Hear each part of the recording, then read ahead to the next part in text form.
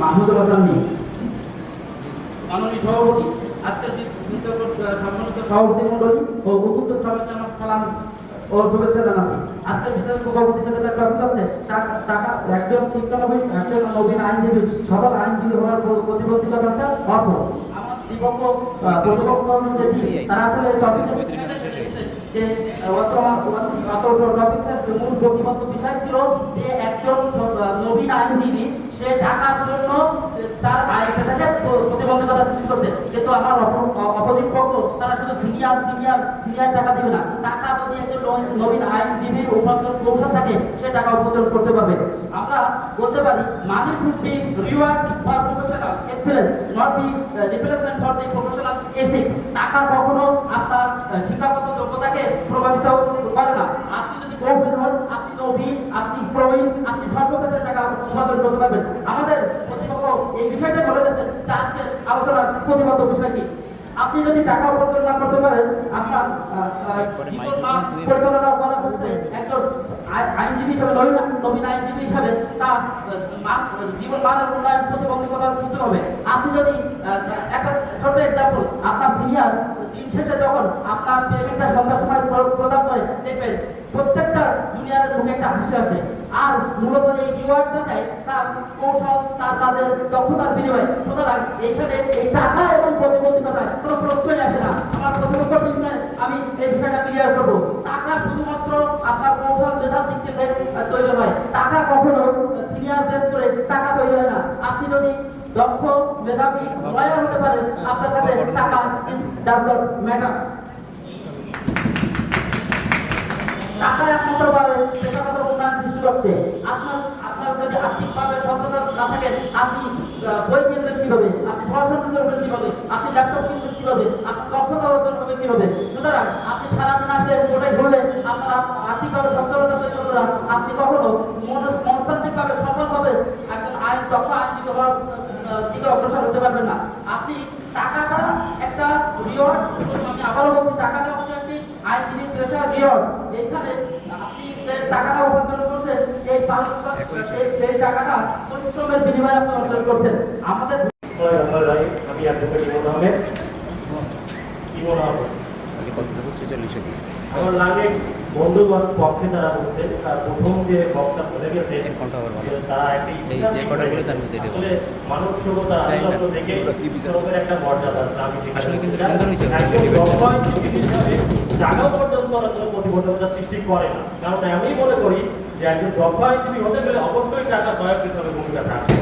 আমার পরিপক্ষ আইনজীবী বক্তা বলছেন যে একজন দক্ষ আইনজীবী যে সফলতার পরবর্তী গল্পগুলো বলছে, তুই বছর পর তিন বছর পর।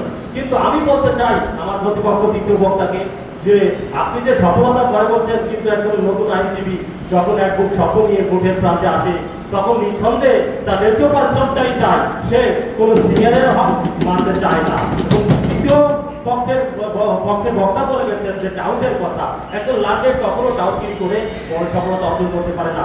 আমরা কোনো অন্যায় আবদার করে নাই। টাকা অবশ্যই একজন ব্যক্তির উপরে টাকা অবশ্যই প্রয়োজন আছে এবং সফল আইনজীবী হিসেবে টাকা প্রয়োজন আছে।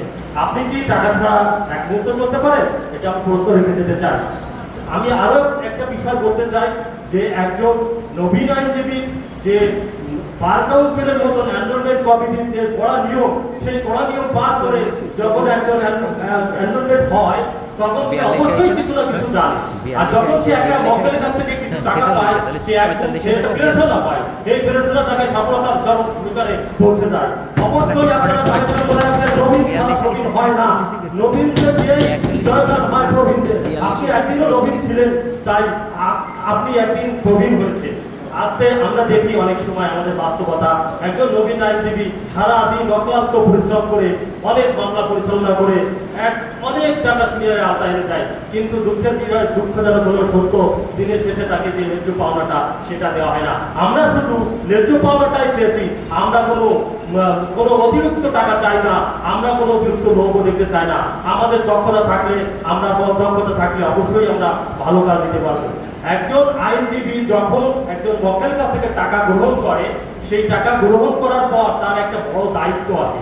সে কিভাবে ওই কাজটা সম্পন্ন করবে, সে কোথায় গেলে কাজটা শিখতে পারবে, কোন সিনিয়র শেখাবে। আমরা দেখেছি যে সে কাজটা সম্পূর্ণ করে ওই আইনজীবীকে, ওই বকেরদেরকে দিকে চলে যায়। সুতরাং দীর্ঘদিন যাবত যে গাইড টানতে হবে যে সিনিয়রের ফাইল পড়ে আপনি দক্ষ আইনজীবী হবেন তা না। আমার যদি যোগ্যতা থাকে, আমার যদি বুদ্ধি থাকে, আমার যদি পেশাগত মেধা থাকে, তাহলে আমি অবশ্যই একদিন ভালো কাজ জানবো এবং দেশ ও জাতিকে আইনের সেবা দেবো। প্রতিপক্ষ বন্ধুদের কাছে আমি প্রয়োজন রেখে যাই, টাকা ছাড়াই পৃথিবীর অসহায় পেটে ক্ষুধা নিয়ে হয়তো বেশি দূর আগানো যায় না। বাস্তবতা এটাই। ধন্যবাদ সবাইকে।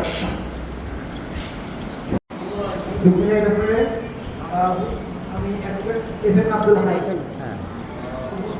সভাপতি এবং আমার প্রতিনিধিত্বে সম্মানকে শুরু করছি।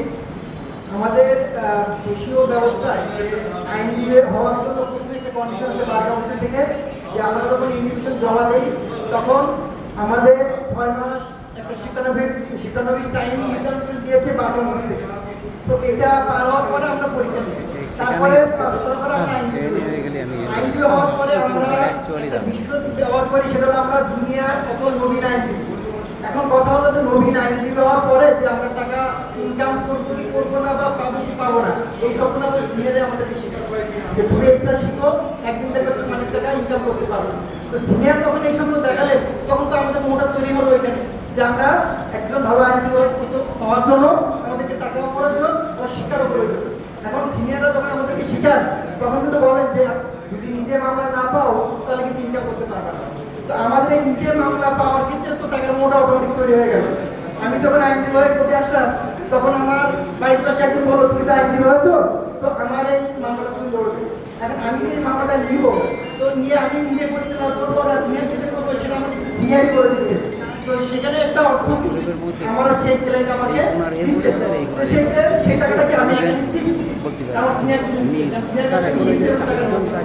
এখন প্রত্যেকটা দেশে উন্নতি বেশি দেখলে আমরা দেখবো যে আইনজীবী হওয়ার জন্য আমাদের দেশের প্রেক্ষাপট এত খারাপ যে একজন আইনজীবী সারা জীবন সার্ভিস দেওয়ার পরেও তাকে দেওয়া হয় না, কোনো টাকা পয়সা দেওয়া হয় না। সেই দায়িত্ব টাকার মহত্তা প্রতিবন্ধকতা সৃষ্টি করবে না, কারণ উদ্দেশ্য দুইটা, একটা হলো শিক্ষা, একটা হচ্ছে টাকা। আমরা যদি না শিখতে আমরা টাকা পাবো কিভাবে? আবার যদি শুধু শিক্ষার জন্য টাকা মানে চুপ থাকি, টাকা যদি না দেওয়া হয় তাহলে আমরা জন্য কি পাবে? প্রত্যেকেরই পরিবার আছে, নিজস্ব খরচ আছে, সেই জায়গাটা বিবেচনা করে আমাদেরকে সামনে আগাতে হয়। অবশ্যই টাকার মোহই পারে একজন সফল আইনজীবী হিসেবে তৈরি করতে। ধন্যবাদ সবাই।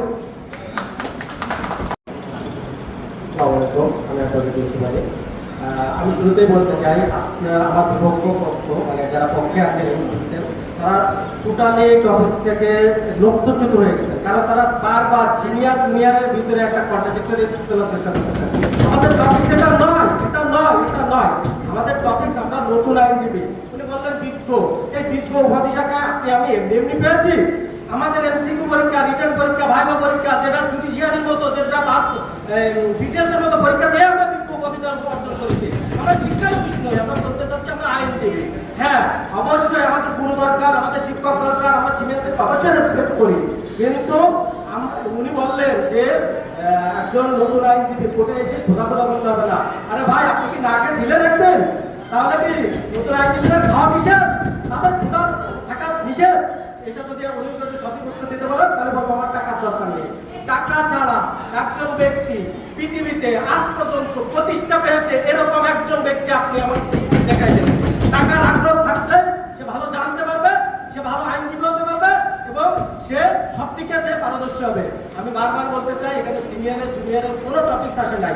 আমি সিনিয়রের টাকার প্রতি লোভ করছি না, আমি আমার যোগ্যতা অর্জন করতে হবে। আমি আমার নিজের অভিজ্ঞতা বলি, আমি প্রথম আইনজীবী হয়ে দুপুর পর্যন্ত থাকতাম, দুপুরবেলা লাঞ্চ করতাম বাসায় যেয়ে। তখন দেখতাম যে না, আমার আসলে সময় দেওয়া হচ্ছে না, আমার টাকার প্রতি আগ্রহটা কম, কারণ আমার পকেটে কিছু টাকা আছে।